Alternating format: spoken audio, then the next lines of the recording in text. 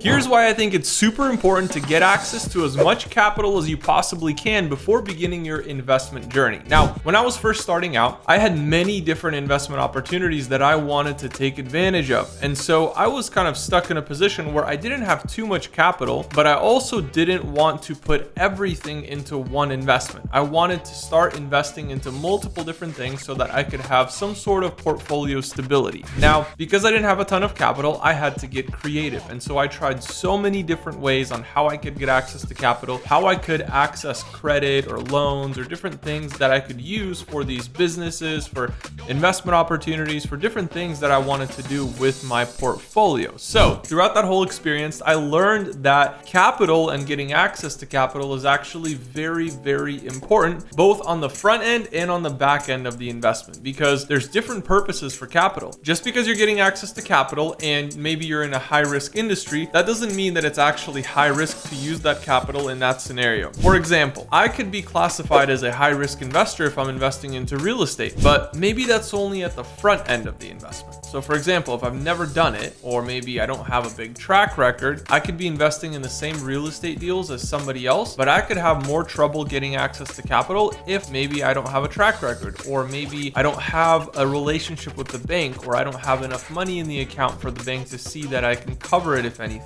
See, those things matter because the bank looks at the full picture rather than just the investment. But sometimes you're able to get alternative financing or alternative loans for these real estate projects just to start building a track record and then go to the more traditional financing routes. So on the front end, it might be high risk, but let's say 5 years, 10 years down the line, I've done 100 of these deals. The bank knows me. I have a good relationship with the banker. I've done it a bunch of times. I have a portfolio built out, and I could still be doing that same high risk investment, whatever it is, maybe real estate, maybe something else, or something that the bank classifies as high risk. Just because they classify it as high risk, by the way, doesn't mean it's actually high risk. It could just be an industry that they deem for themselves to be high risk. Because again, this is a bank, this is an institution. They think very differently than the average investor. So they could classify something as high risk, and you could potentially, after building out that relationship, get as much capital as you need for these projects because you've built out that relationship with the bank. They know you, they know that you're investing into that same industry that you've been investing in for years, maybe even decades. And now you're using capital for that high risk industry, but it's low risk because it's you. So hopefully that makes sense. Somebody else could pitch them the same deal as you're trying to pitch them and they could get rejected, but because you have that relationship with the bank, on the back end, it's really easy to use that money and get access to more capital from the bank for that specific investment. So there's different types of risk when it comes to front end and back end investing, but primarily what we want to use capital for on the back end and why banks will consider giving you back end capital is because you have a track record. So it all kind of comes down to experience and a track record. It doesn't matter what degrees you have. It doesn't really matter what you've done except for the specific track record in this specific industry. And they're very serious about that. They want to see a track record in that specific industry with those specific types of projects. Now, on the back end, if you're getting access to capital, think of what the bank sees. They see you with a portfolio, with experience, having done this multiple times before, maybe even dozens of times. Now you're coming to them not because you need capital to start something, you're coming to them because you need capital to scale. And capital to scale versus capital to start is very, very different. We want to use capital to scale in a very strategic way because that's when we can start getting a lot of capital. So if you're not getting a bunch of capital on the front end, I wouldn't worry about it too much because you're literally just building a track record. Imagine if the bank gave you just $100,000 or $500,000. I would do my best to start doing something with that money. And it doesn't mean that the bank is always going to say, oh, here's only $100,000 or here's only $500,000. They're going to bump that number up very aggressively once they see that you've been able to pay off your commitments, you've paid off your loans to them, you're making all your payments on time, you have a good history with them. That's what they care about. And so they want to have that relationship with you. They're in the business of building these relationships. So if you're able to maintain a solid track record with the banks, it really builds a solid case for you when you come back for more capital, because now you've proven the business, you've proven the investment, you've built some sort of track record, and now it's just a matter of scaling. So now you're asking for capital to grow what you've already done. You've already created something that's good. You have a good thing going, and now you want to take that good thing and you want to multiply it times 10 or times 100. And so that's why you're asking for capital. So that's a very different picture that's being painted for these banks, and they're a lot more willing to lend to people people like that when they already have an established track record, and then they want to continue scaling and continue growing what they've already built. So when it comes to the difference between capital to start and capital to scale, I just wouldn't worry too much about capital to start. I know it can be a little bit disappointing. I know I've been in that exact situation where I've gone to the bank and the bank denied me certain loans or financing options, and it's because I didn't have a track record. And so I did everything that I could to make myself look like the ideal customer for the bank. I did a bunch of research. I found out what exactly they want to see from an ideal customer, because guys, at the end of the day, a bank is a business. Everybody has an ideal customer. Every single business in the world has an ideal customer. So if we think about what the ideal customer for a bank looks like, we can start to make ourselves look that way. We can start doing the certain things that they want to see. Maybe it's just moving money around, right? We have activity in the bank account. Maybe it's using credit cards, but maybe not fully. Maybe it's just using 20 or 30% of our available credit, right? All these different things, they contribute to this picture that we're painting to the bank. Now that we've created the profile that the bank is going to want to see, now we're in a position where we could legitimately put ourselves into these financing agreements and loans and business growth opportunities because we have access to capital from the bank. We've built that rapport, we've built that relationship, and I think it's very important to actually have a banker as a point of contact at whatever bank you're working with, because that banker can make or break a deal. That banker can go back and ask for a reconsideration. That banker can help close a specific transaction for you because they have that relationship built out with you and they know you. And so that has made a big difference for me. It's expedited a lot of things for me. Sometimes I'm able to scale my business faster because I have these relationships built out with certain bankers. And so it's a very strategic move for any business owner to have relationships with bankers